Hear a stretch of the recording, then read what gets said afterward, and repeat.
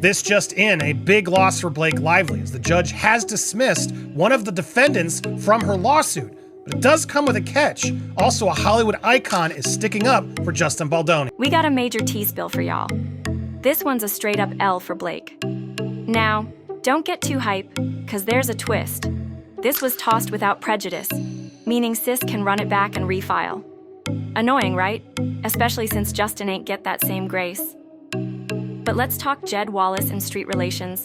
The crew Blake swears was out here moving grimy, running that messy retaliation game, leaving shady fingerprints all over Reddit and beyond. He's like, nah, none of that was me.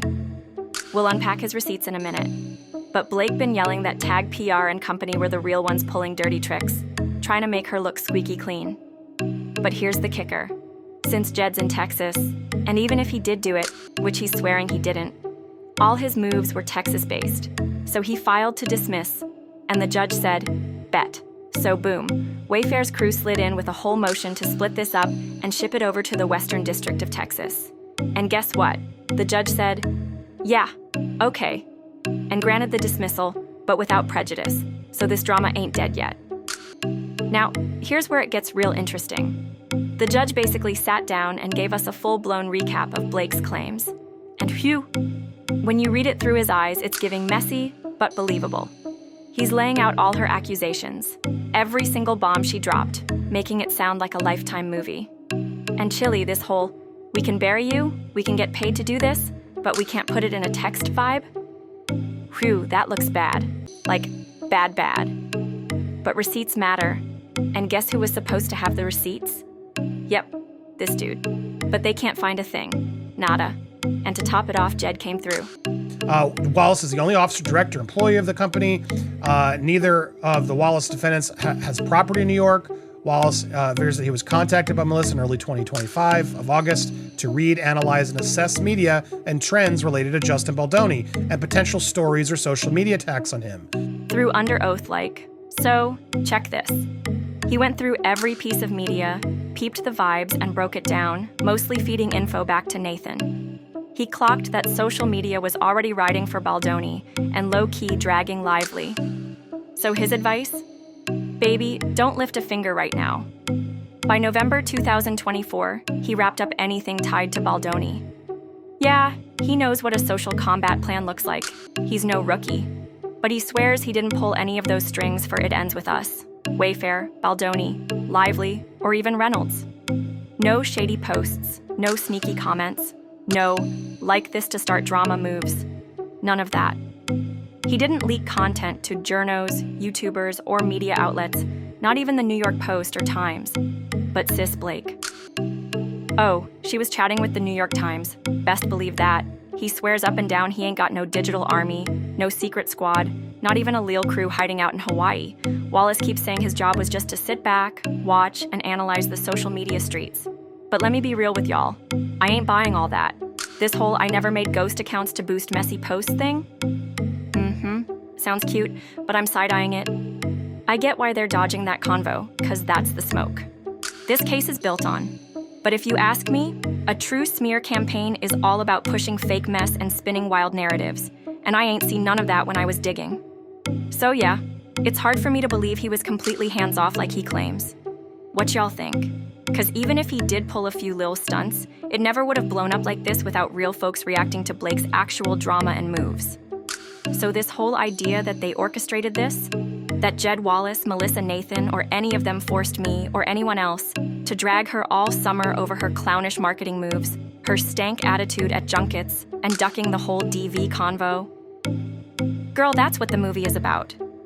I get it. Maybe you wanted to sprinkle some Barbie glitter to sell tickets, but you gotta read the room. And Blake? Who? Sis missed the memo the entire campaign. On top of that, she was out here pushing her own brands. Like, how that helped the film? That only feeds her bag. Tone deaf all around. And nah, you can't blame Jed Wallace for that mess. Now, do I buy that he didn't even so much as like a shady post? Chile, that's a stretch. But even if he did, how is that some big smear campaign? Make it make sense. But now here's the gag. He's the one holding the receipts. And because Blake went and filed this in Texas like it was cute, she's stuck. Sis gotta handle this by July 31st. Lively and Sean Lee already blew past their big discovery deadline, so time's ticking. But the judge is like, all right, sis, I'll give you one last shot. Blake's got until July 30th to tweak her complaint, but only on the same claims she already threw at the wall defendants. And here's where it's shady. Baldoni didn't get this kind of grace, but somehow Blake's catching favors against Jed. Why? Because Jed's own lawyers admitted in the last hearing, yeah, we already gave y'all everything a minute ago. So Blake's been sitting on all that tea this whole time. Now the judge is basically telling her, look, if you can prove he did his dirt in New York and not Texas, then we can talk about dragging him back here. Otherwise, sis, it's a wrap.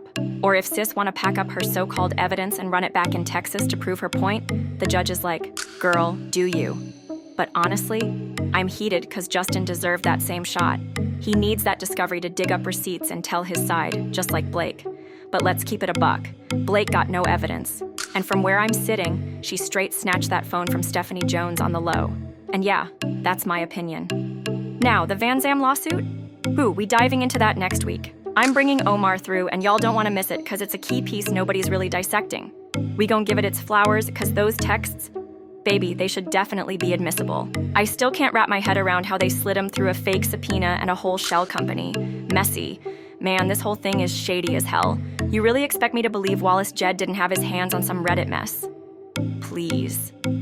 Maybe he wasn't pulling every string, but come on. Ain't no way he was just sitting there doing nada. But here's the gag. Blake was out here straight teaming up with the New York Times. The metadata don't lie. They were getting all the tea first. And what's worse, the Times didn't even give Justin the proper time to clap back because they were too thirsty for clicks and views. That ain't journalism, that's desperation. And don't even get me started on TMZ knowing I got subpoenaed before I even knew. Like what? Who's leaking this stuff? The whole thing just shows these folks are just as grimy as the dirt they're throwing on Justin. And yet, in front of the judge, whole different act. Oh yeah, we're fine. No, this is shady. So it's incredibly frustrating. It's very, and thank God other outlets are starting to pick up this press. It is slowly getting tickled because Emily Baker, who has been a little silent on this case. Folks are big mad, wondering why she's been so quiet. Some think it's because she's cool with Ryan. Like, is she trying to play Miss Switzerland now? I don't know. But sis went and made a whole post, teaming with Molly, dragging how dumb it was to subpoena the creators. And let's keep it real, that move was trash. It's about to blow up in their faces. Mark my words. And now more people are backing up the truth, proving yet again why she stays getting called a bully and why we reported what we did. So no, this ain't no retaliation campaign. Ain't nobody cutting me checks for my reporting. Blake's just out here doing the most, and it's wild. But hey, at least Justin scored a win. James Brolin, yes, Josh Brolin's daddy, and the man married to Barbara freakin' Streisand, is officially riding with Justin. Cakes always have a little bit of a sense of humor. For my baby, I just did a giant set of which I feel like will haunt him for life.